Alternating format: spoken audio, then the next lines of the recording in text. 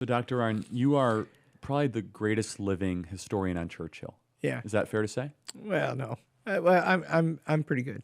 I know a Okay. lot about it. We have a picture there of Churchill on the wall. I don't know if you saw that or not. Good one. Do you know what that is? I don't actually don't. He looks like he's doing a radio broadcast. That's from the 1930s. 1930s. Yeah. Yeah. Is that him on BBC or is that?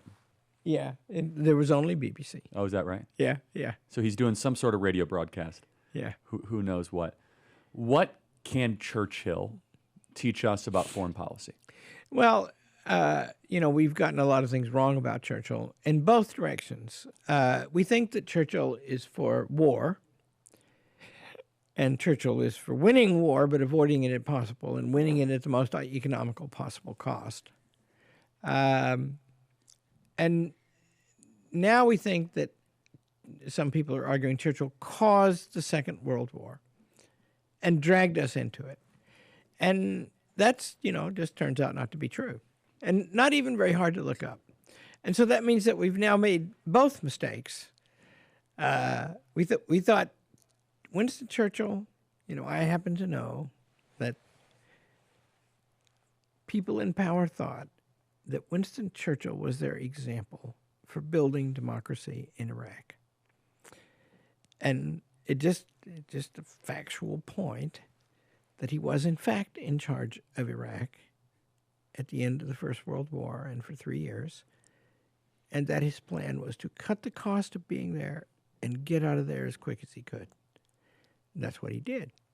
And he did not want Iraq, and he did want a place, a ruler acceptable to the people.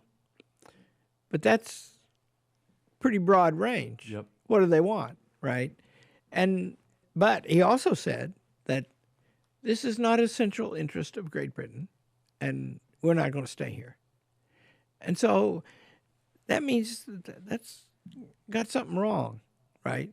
Something, by the way, that is not difficult to look up.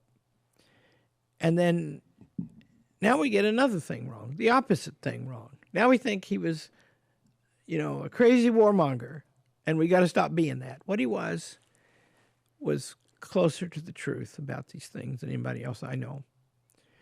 War is very dangerous.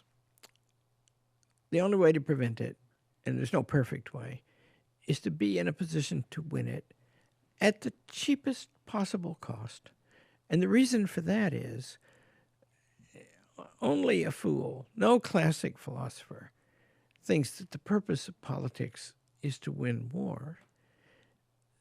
They all think, and the founders of America thought, and every sensible person thinks, that the purpose of war is to preserve freedom and peace in politics. And that means you do as little of it as you must, and you spend as little on it as you have to. And that means you need to be efficient about it. And you may have to spend a very great deal. But if you do, you regret it and look for a way to stop. And that whole thing that, there's a national greatness movement.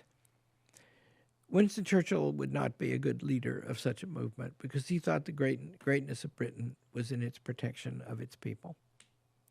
And so I argued those things. I've written a book to argue those things. And, there is a tendency, and, I'm not immune to it either, probably, except that I've just made a series of propositions and I think I can prove them, have labored to prove them.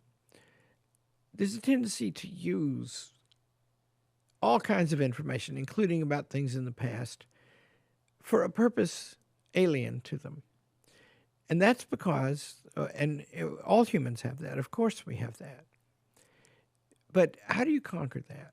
One way is to learn to be a student. That is, take yourself out of it and look at the thing, which is what a student does. You're going to look at a book, and it will change you if you listen to it. And I think we have to get better at that in America because we're making a lot of mistakes.